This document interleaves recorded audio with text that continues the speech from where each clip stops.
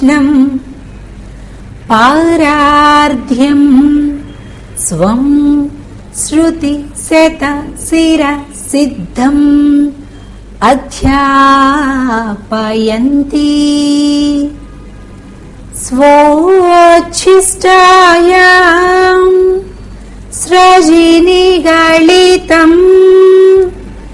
या बलात्कृत्य भुङ्क्ते गोदा तस्यै नमः भूय एवास्तु भूयः. जय श्रीमन्नारायण. மார்கழி திங்கள் மதி நிறைந்த நன்னாளான் நீராடப் பொதுவீர் பொதுமினோ நெறிஜயீர் சீர்மல்கும் மாயப்பாடி செல்வச் சிறுமீர்கள் கூர்வேல் கொடுந்தொழிலன் நந்தகோபன் குமரன் ஏராரந்த கண்ணி யசோதை இளம் சிங்கம் கார்மேனிச் செங்கண் கதிர்மதியம்போல் முகத்தான் நாராயணனே நமக்கே பறை தருவான் பாரோர் புகழ படிந்தேலோரெம்பாவாய்.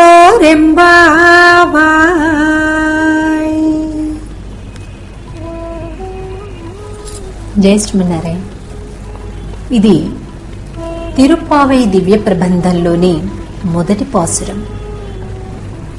అంటే మొదటి రోజు మనం పాడవలసినటువంటి పాసురం అన్నమాట. ఇది విశేష పాసురం కనుక 2 సార్లు చదవాలి. ఆండాళ్ తల్లి భగవంతుడిని పొందడానికి ఏ వ్రతం చేస్తే బాగుంటుంది అని ఆలోచించి తన తండ్రి గారైనటువంటి పెరియాళ్వార్లు భాగవతంలోని కథ ఒకటి చెప్పటం జ్ఞాపకం వచ్చింది.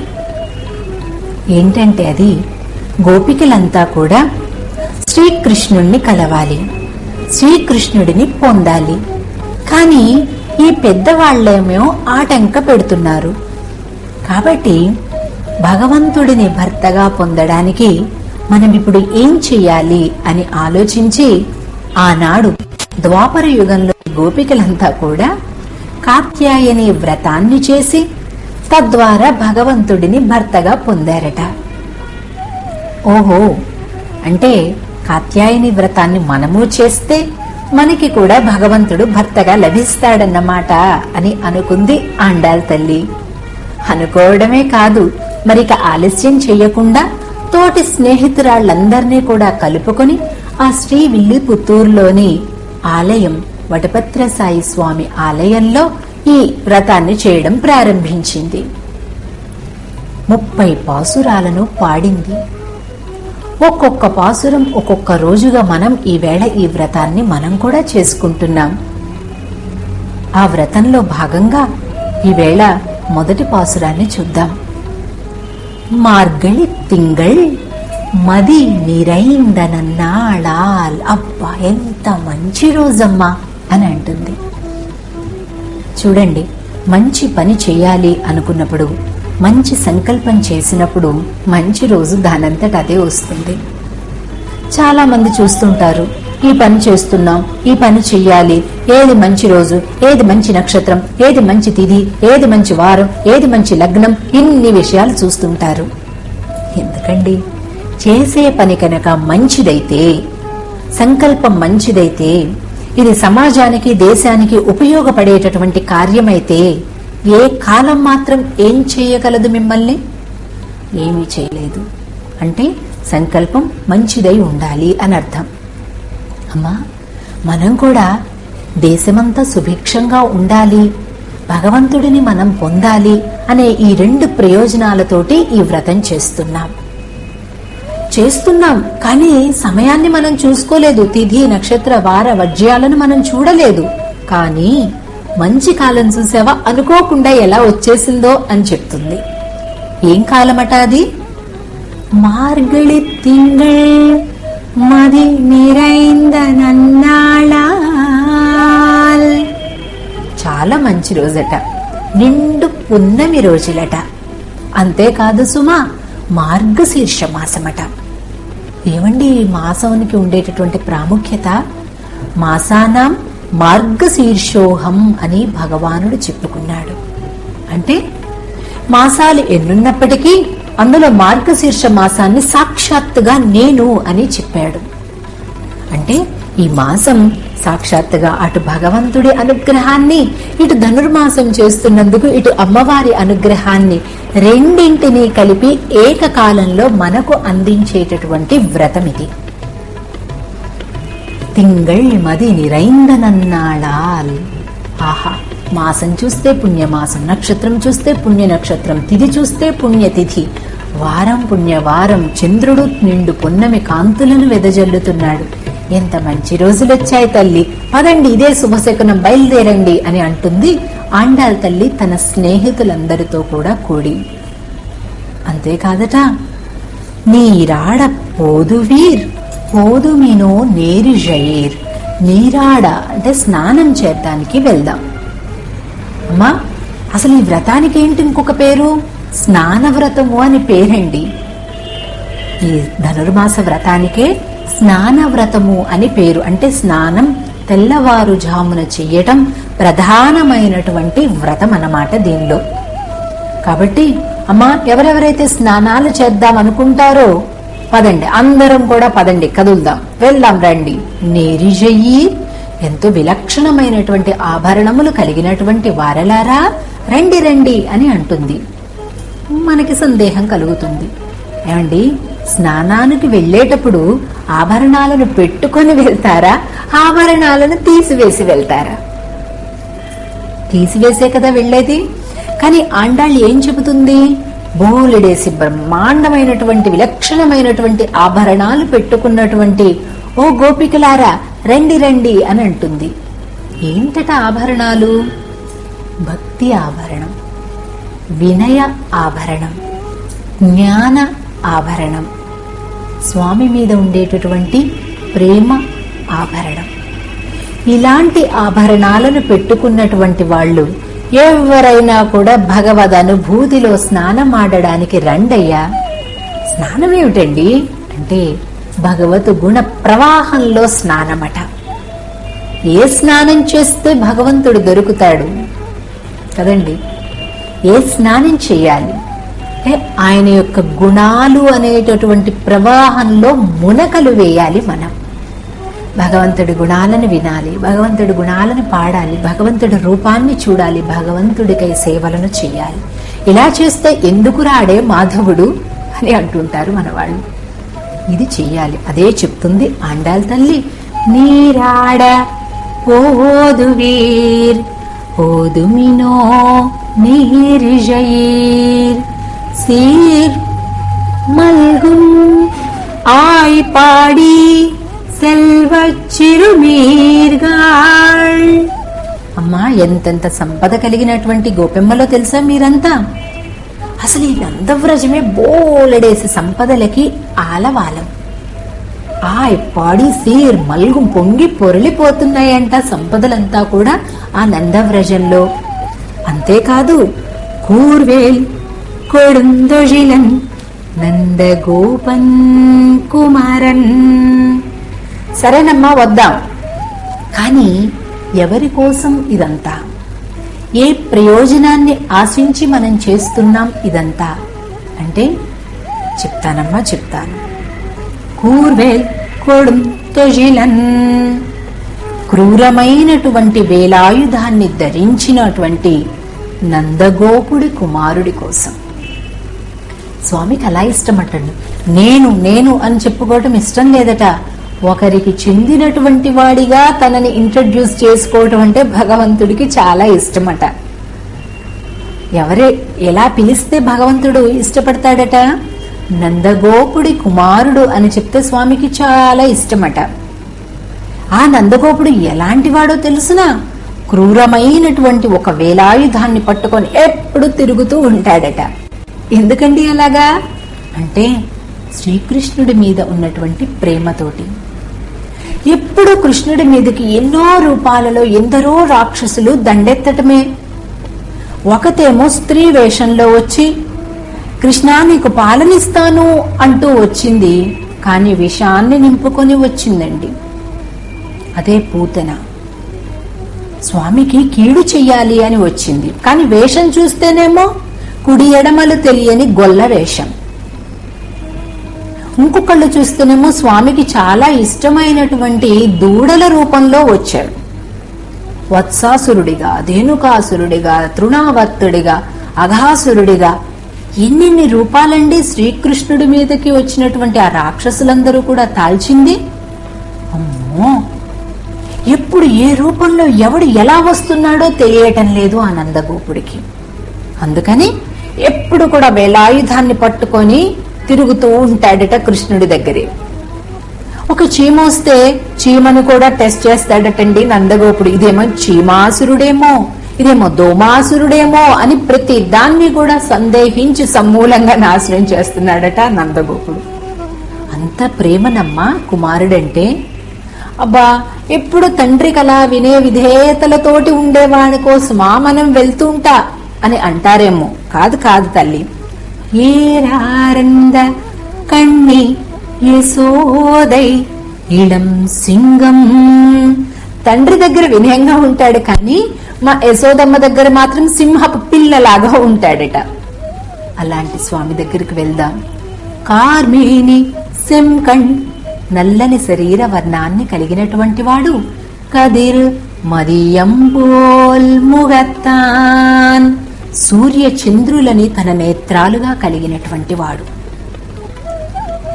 కృష్ణుడు అనుకుంటున్నావా? మన ఎదురుగా కనిపించే ఒక మాతృడు అనుకుంటున్నావా తల్లి? కాదు. నారాయణని నమక్కే, ఈ కృష్ణుడే ఆ నారాయణుడు. నమక్కే, మనకే పరై తరువాన్, పరా అనేటటువంటి వాయిద్యాన్ని ఇస్తాడమ్మా. పదండి పోదాం స్వామి దగ్గరికి. ఏమిటి పరా అనే వాయిద్యం? వ్రతానికి చాలా ముఖ్యమైనటువంటి ఒక వాద్య పరికరం. దాన్ని ఇస్తాడు భగవానుడు మనకి. పదండి పోదాం. పారోర్ పుగజ పడిందు ఏలోరెంబావాయ్. పారోర్ పుగజ, లోకులందరూ చూసి సంతోషించే విధంగా మనం వ్రతాన్ని చేద్దాం. మనం ఏం పని చేసినా 10 మంది మనల్ని చూసి సంతోషపడేటటువంటి పనులే చెయ్యాలి కదండి. కనుక అమ్మా, ఈ వ్రతం చేస్తే లోకమంతా సంతోషంగా ఉంటుంది. అందరూ మనల్ని చూసి పొగుడుతారు, ఎంత మంచి పని చేస్తున్నారమ్మా అని. అలాంటి పనమ్మా ఇది. రండి కదిలి వెళ్దాం అని అంటుంది ఆండాల్ తల్లి. ఈ మొదటి పాసురంలో మొత్తం దశావతారాల వర్ణన కూడా అంతరార్థంగా ఉంటుందండి. అంత మాత్రమే కాదు, ఈ మొదటి 5 పాసురాలు 1, 2, 3, 4, 5 ఈ 5 పాసురాలు కూడా అర్ధపంచక జ్ఞానానికి ప్రతీక. అంతేకాదు, అందులో ఉన్నటువంటి పరస్వరూపుడైనటువంటి పరమాత్మను గురించి చెబుతుంది ఈ పాసురం. నారాయణని అనే పదాన్ని మనం గమనించాం కదా, దాని ద్వారా పరస్వరూపుడైనటువంటి పరమాత్మను చెప్తుంది.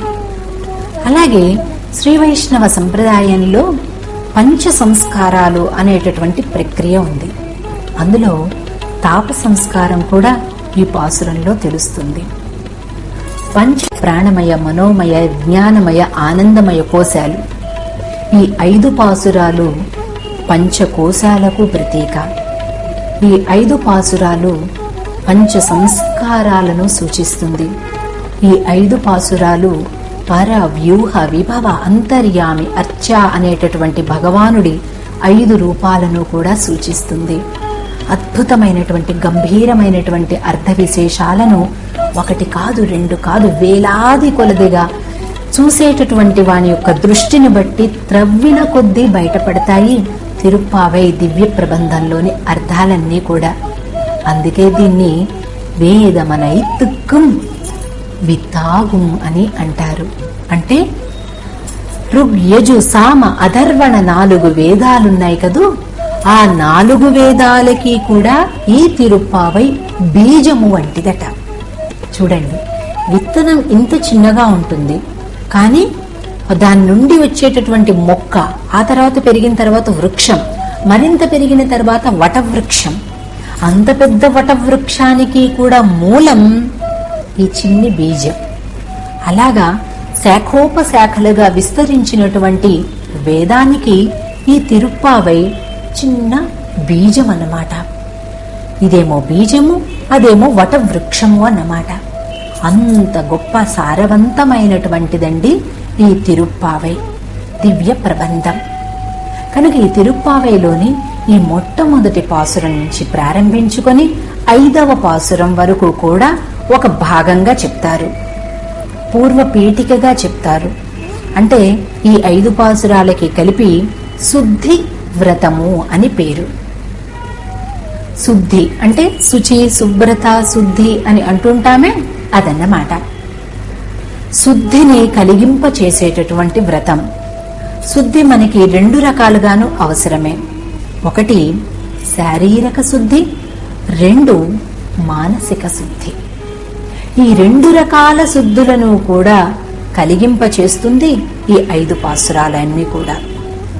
ఇందులో మొదటగా శారీరక శుద్ధిని కలిగింప చేస్తాయి ఈ 5 పాసురాలు. మనకి జ్ఞానేంద్రియాలు 5 కదండి, ఆ 5 ఇంద్రియాలను కూడా ఒకటొకటిగా శుద్ధి చేస్తూ ఉంటాయి ఈ పాసురాలు. అలాగే కర్మేంద్రియాలు 5, వాటిని శుద్ధి చేస్తాయి. కర్మేంద్రియాలు, జ్ఞానేంద్రియాలు రెండింటినీ శుద్ధి చేసేటటువంటి ప్రక్రియ ఈ పాసురాలలో మనకి చాలా స్పష్టంగా కనిపిస్తుంది. నీరాడ పోదువీర్, ఆ జలంతోటి మనం స్నానం చేస్తే చాలమ్మా, మొత్తం అంతా కూడా శుద్ధి జరుగుతుంది అని చెప్తుంది ఆండాళ్ తల్లి.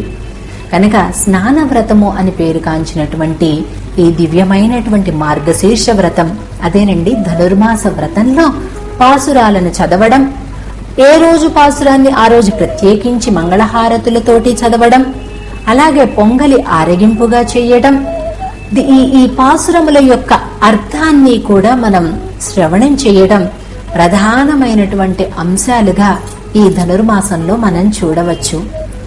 ఆండాళ్ చెప్పినటువంటి 30 పాసురముల యొక్క పాటల మాలిక సమర్పిస్తూ, కేవలం పాటలు మాత్రమే కాకుండా పూల మాలికలను రంగనాథుడికి, శ్రీకృష్ణుడికి, ఆండాళ్ తల్లికి మన అనుకూలాన్ని బట్టి కూడా పుష్పకైంకర్యాలను సమర్పించుకోవచ్చు.